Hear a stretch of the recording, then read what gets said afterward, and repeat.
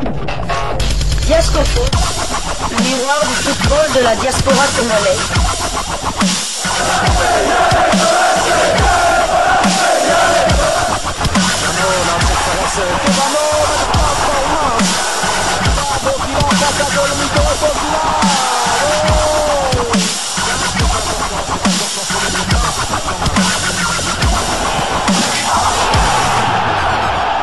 Diascofoot, le miroir du football de la diaspora congolaise.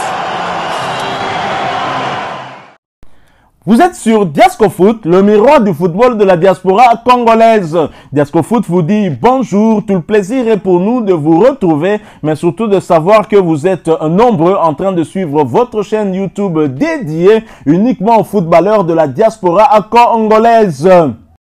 C'est l'heure de partager avec vous quelques news que nous avons pu récolter pour vous, des news concernant la tanière des léopards de la République démocratique du Congo, et cela dans le cadre de cette troisième livraison sportive de ce dimanche 17 novembre 2024, une livraison qui nous conduit du côté d'Abidjan en Côte d'Ivoire, où le léopard avait rendez-vous avec le Sili national dans le cadre de la 5e journée des éliminatoires de la CAN Maroc 2025, une CAN où le léopard avait déjà arraché leur ticket lors de la 4e journée avec cette belle victoire à Dar es Salaam 0 but contre 2 face au Taifa Stars de la Tanzanie. Et bien évidemment, ce match a grand enjeu pour l'équipe adverse, la Guinée, qui devait absolument remporter ce match pour se positionner à la 2e place avant leur finale à Dar es Salaam pour le compte de la 6e journée.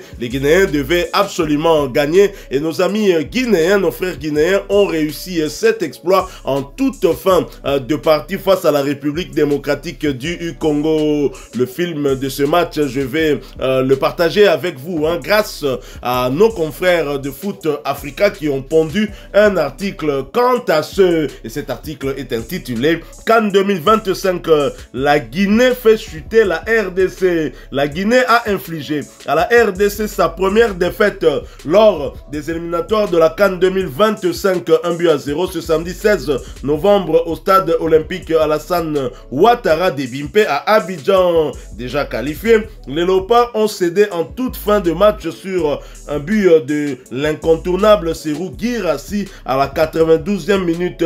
Ce succès permet à la Guinée de préparer sereinement son duel décisif contre la Tanzanie pour la 2e place mardi prochain à Dar es Salaam. La rencontre a débuté de manière équilibrée, l'armada congolaise prenant peu à peu le dessus. Simon Banza ratait l'ouverture du score à la 10e minute, suivi d'une frappe rasante du capitaine Chancel Mbemba frôlant le poteau 16e. Le Sili national de son côté s'illustrait par des percées, notamment celle de l'intenable Guirassy qui tombait dans les 16 mètres sans réaction de l'arbitre à la 22e minute de jeu. Avant la mi-temps, les tentatives guinéennes s'intensifiaient. Une frappe de Guirassy passait devant le but et un tir était capté par Berthaud. 39e en seconde période, Guirassy persistait sans obtenir de penalty. 48e finalement, à la dernière minute, l'attaquant vedette de Borussia Dortmund scellait la victoire d'un but de Renard des surfaces, offrant un triomphe marquant à la Guinée, et ce qui a eu des conséquences au classement dans le groupe H. La République démocratique du Congo maintenant sa première place avec 12 points, la Guinée est désormais 2e avec 9 points, la Tanzanie 3e avec 7 points et l'Éthiopie ferme la marche avec un petit point. Il convient de noter qu'avec ce brillant succès, le Sili national a ainsi mis fin à l'impressionnante série d'invincibilité des léopards en qualification pour la CAN, soit 8 matchs sans défaite. Premier match, c'était la victoire de la RDC face à la Mauritanie, 3 buts à 1. Victoire de la RDC face à la Mauritanie, 3 buts à 0. Rappelez-vous, le 1-1. Et ensuite, c'est au bureau que la RDC va remporter le match.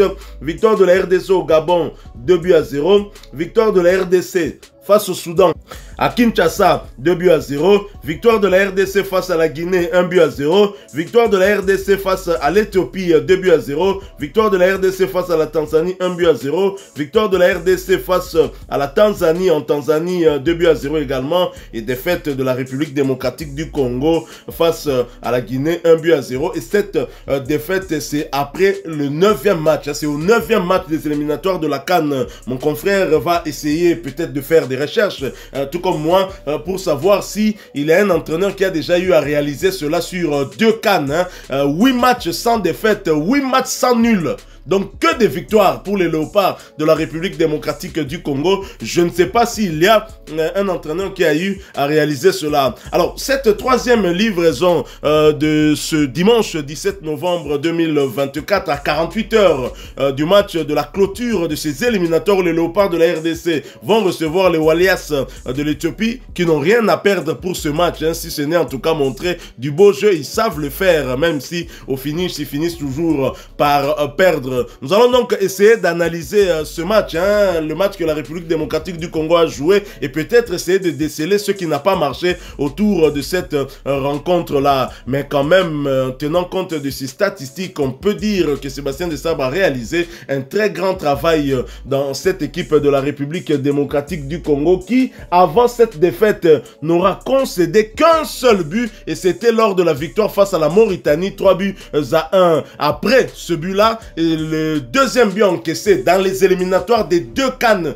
d'affilée, c'est seulement contre la Guinée. Donc, autant vous dire qu'il y a un travail qui a été fait, et je ne dis pas le nombre de buts qu'on a marqué, parce que parfois on parle de problèmes d'inefficacité offensive, mais au regard de ces statistiques, on ne constate pas. En tout cas, on voit que les Congolais savent marquer des buts, surtout à l'extérieur, ils marquent des buts, et c'est la première fois, je pense, qu'à l'extérieur, que les Congolais sont restés muets. C'était face à cette belle équipe guinéenne. Ce match a été remporté peut-être au mental. Les Guinéens qui avaient perdu de force, surtout en deuxième période où les Congolais ont dominé sur le plan de la possession. Ce sont les chiffres. Les chiffres ne mentent pas, vous le savez. Les Guinéens qui étaient acculés, fatigués, mais ils n'avaient pas de choix. Ils étaient contraints, en tout cas, de chercher ce résultat. Le seul résultat qui pouvait les arranger avant cette finale, c'était seulement une victoire, parce qu'en cas de match nul en Tanzanie, ils pourraient déjà être qualifiés. Autant dire que dès le départ du match, les Guinéens sont qualifiés face à la Tanzanie. Donc c'est mieux de se mettre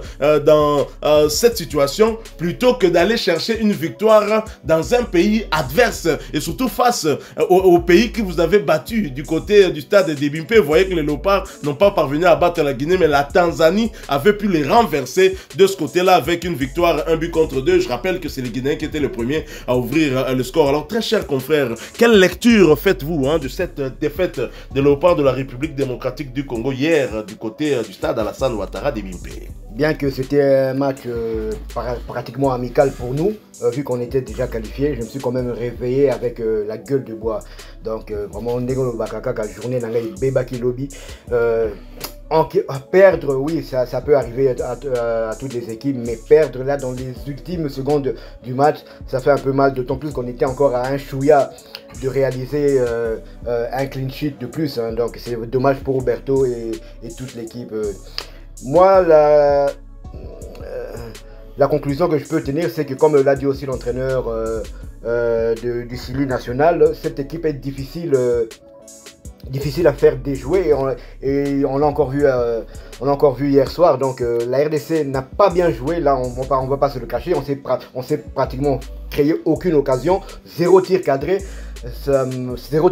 Donc on n'était pas là pour venir gagner, mais juste faire notre devoir et ne pas encaisser de but. C'est dommage ce but encaissé, mais ça n'enlève en rien, comme vous l'avez dit, au parcours incroyable de cette équipe avec à la tête Sébastien Desabre. Vous avez parlé de 2 buts encaissés seulement lors de 9 matchs lors des éliminatoires des CAN jumelés, à CAN de 2025 et 2023. Et je pourrais encore dire que c'est le seul match, lors des 9 matchs, il n'y a qu'un seul match où on n'a pas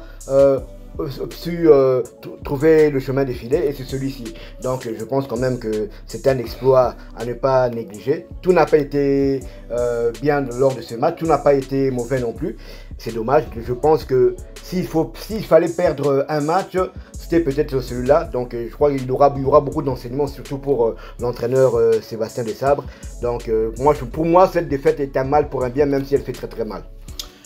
La meilleure note de ce match, d'après le site de sportif SofaScore, c'est le latéral gauche guinéen Isiaga Asila, l'ancien bordelais, qui a réussi à faire ce centre magnifique pour le meilleur buteur dans ce tournoi, et le candidat, un candidat sérieux, hein, il est avec Lookman, le Nigérian, pour le ballon d'or, même si Chancel Mbemba est aussi. Isiaga Asila qui devait normalement être marqué par Nathanaël Mboku, qui à un moment l'a oublié, et c'est en ce moment là qu'il a frappé fort, qui nous sort ce centre banane et tabé, hein, qui chute justement juste devant Serhou Guirassy. On sait que c'est un fin finisseur, il a fait le job. Félicitations à Serhou Guirassy, félicitations à la Guinée. Et donc la meilleure note côté guinéen, c'est donc cette note de 7.8. Serhou Guirassy vient quand même en deuxième position avec 7.6.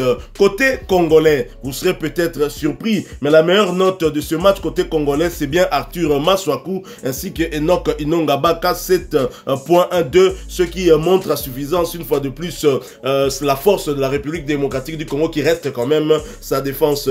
Dimitri Berthaud à 6.7, c'est pas mal, même si on a finalement vaincu son brevet de clean sheet. Chancel Mbemba 6.8 pour un joueur qui n'a pas de temps de jeu en club, c'est énorme.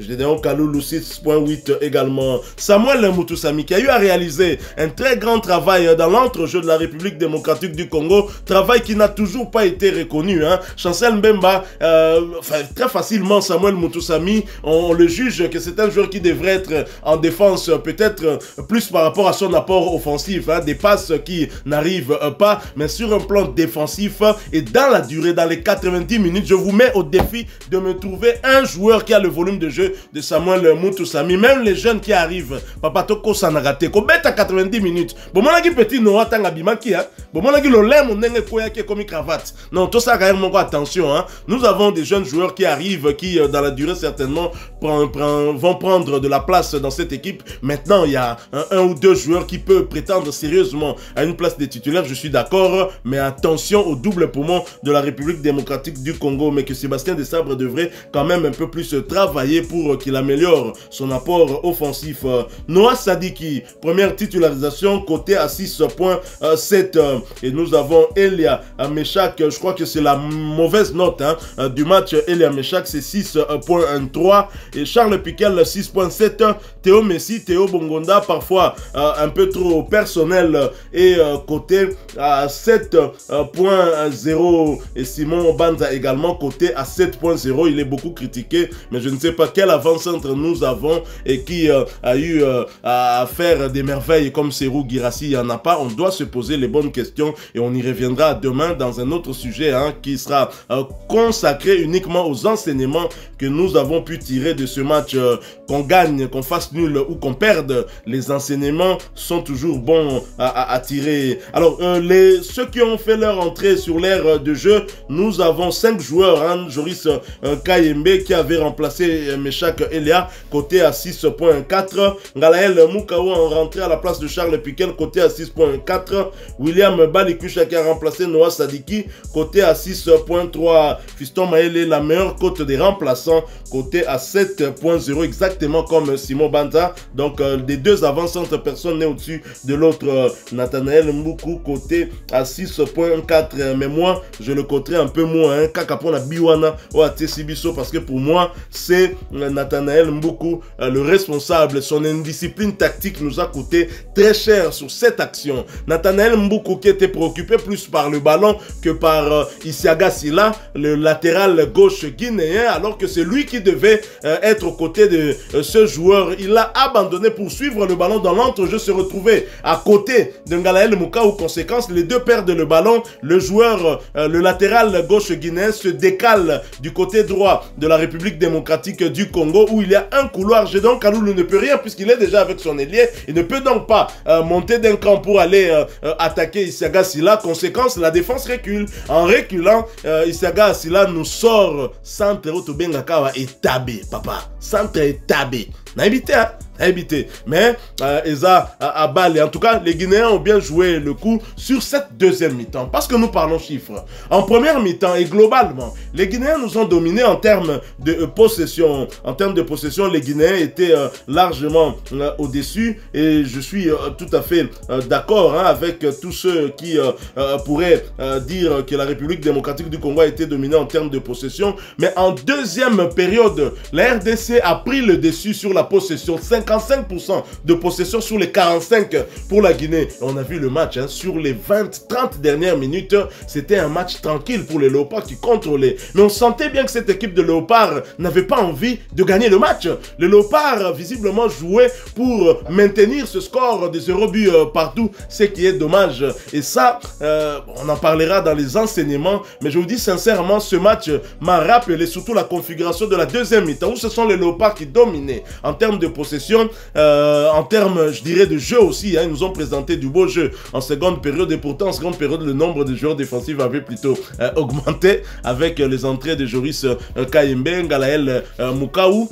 Mais en deuxième mi-temps, les Léopards ont montré du beau jeu, et ce match en deuxième mi-temps m'a rappelé notre défaite face au Soudan du côté de la Libye, 1-0, un hold-up hein, des Soudanais. Et pour moi, en tout cas, c'est la lecture que je fais pour ce match. Donc voilà, les Léopards s'inclinent en Guinée, à Abidjan, mais un match comptant pour le match qui devait se jouer du côté de la Guinée. On sait qu'ils n'ont pas de stade homologué. Chancel Mbemba, on l'a vu hein, à la fin de la rencontre, aller auprès de Serhou Guirassy, alors même que ce dernier est son concurrent pour le titre de Ballon d'Or. Pendant qu'il était interviewé, Chancel Mbemba est allé de son côté pour féliciter Serhou Guirassy, et c'est ce que j'aimerais que nous Congolais nous fassions, emboîtons le pas à notre capitaine pour reconnaître cette défaite et féliciter cette belle équipe guinéenne. Les Léopards de la RDC, lors de la CAN Côte d'Ivoire 2023, en déplacement du côté du Gabon, devaient absolument gagner.